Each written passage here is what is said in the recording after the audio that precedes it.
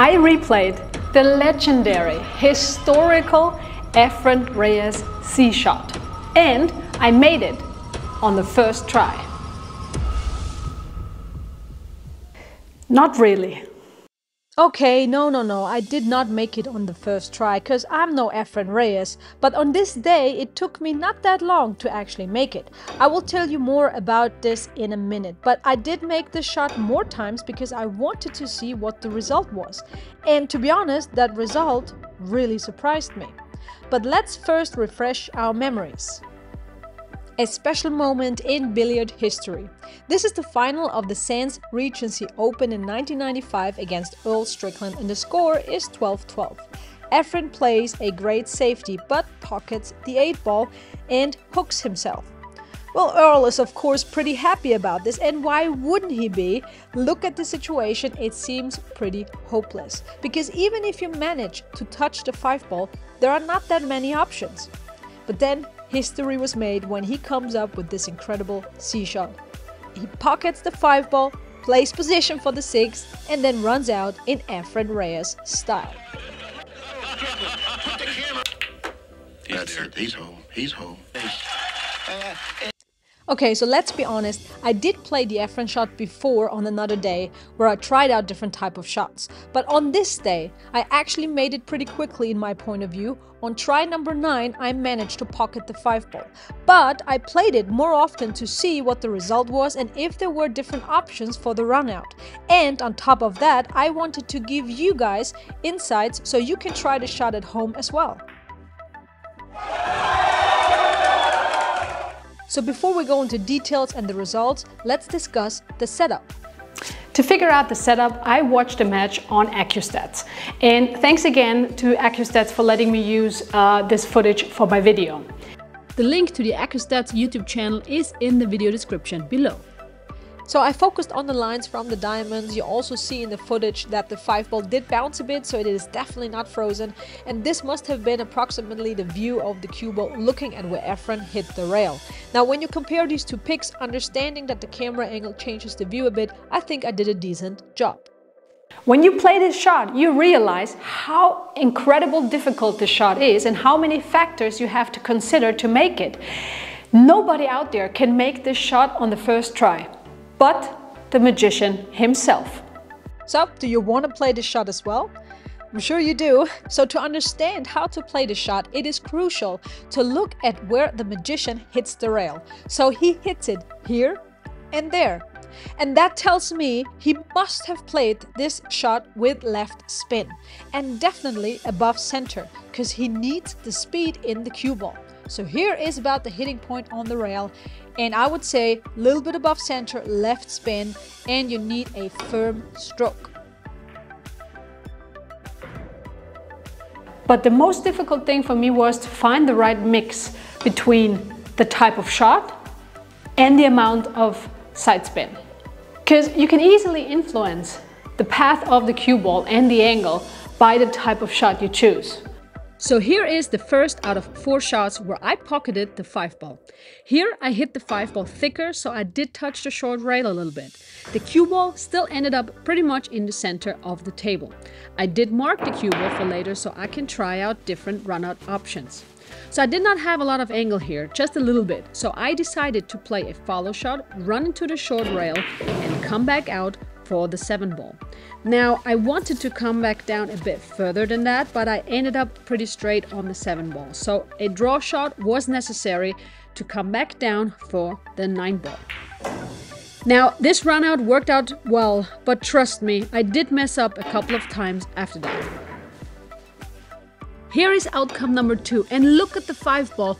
I hit it perfectly without touching the short rail, just like Efren did. But I ended up in pretty much the same area than before. In this case though, I was pretty straight on the 6-ball, so I went for a draw shot. But once again, I ended up straight on the 7-ball. Guess what I did? I played another draw shot to come back down for the 9-ball. Well, the thing is, ending up straight for the 7 is still okay. If I would draw it back too far, then I would be in trouble. So I guess knowing that, you tend to underhit these shots a little bit. All right, so before we go on to the outcomes and different options to run the table, here is outcome number 3, where I actually hit it perfectly again without the 5 ball touching the short rail. And here is shot number 4. But now let's have a closer look at the outcome, like where the cue ball ends up and what options I actually had to run the table. What really surprised me was the cue ball. No matter how I played the shot, I always ended up pretty much in the same area. I never ended up where Efren ended up. I always had a little bit of angle, a little more, a little less, never like Efren. So here I decided to go a different way. I played follow and right spin to go 2 rails and come back out for the 7 ball. I ended up pretty good for the 7 ball actually. I liked that angle very much. So then I was able to play another follow shot with a little bit of right spin to come back down for the 9 ball. In my point of view, I think it's a bit easier, that kind of run out, than when you have to play straight draw shots all the time. Now let's have a look what Efren did. So look at Efren's layout. He hit the 5 ball perfectly and had more speed in the cue ball than me though. So he came back down further. Now, this must have been approximately his view at the 6 ball. It seems pretty straight. So he decided to draw it back for the 7 ball. Now, I am not sure if he wanted this angle or if he wanted to come down much more. Again, it is better to underhit this one and still have a shot than to draw it back too far.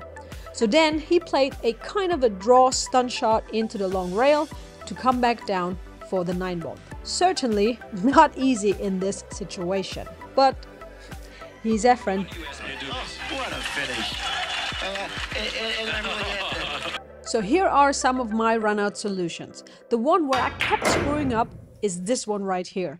So I tried to draw it back straight for the 7, and I always wanted to have a little bit of an angle on the 7, but as I told you before, when you draw it back too far, you get in trouble in this case, so you don't want to risk that.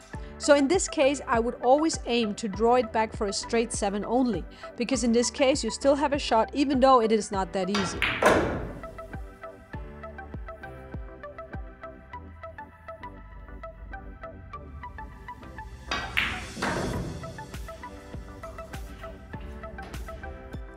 Another solution is this one right here. Well, since I do have a little bit of an angle, I try to play a follow shot with right spin, go 2 rails and come back out for the 7 ball. This guarantees me a good angle on the 7 ball. And now I'm playing a similar shot to Efren Reyes 7 ball. So I'm going low on the cue ball and kind of stun draw the cue ball into the long rail, come back down for the 9. Now here's a solution I would probably not go for in a match. I'm only drawing it back just a little bit to make sure I have this kind of angle on the 7 ball. Well, because now I can play a follow with right spin, go 2 rails, kind of like roll the shot and come back down for the 9 ball. I mean, it looks pretty easy, but to be honest, I don't think I will go for this version in a match. Another variation is this one here, but honestly I don't like this one too much. I had to really force the cue ball to the left and play position over 2 rails. Yes, it ended up in a good spot for the 7 ball, but I really had to force the cue ball, so I'm not so sure about this one. But here, of course, it worked out well. All right, that's it with this one. I'm so happy I made this ball a couple of times. Yeah, have fun recreating the shot at home. And as usual, I talk to you soon.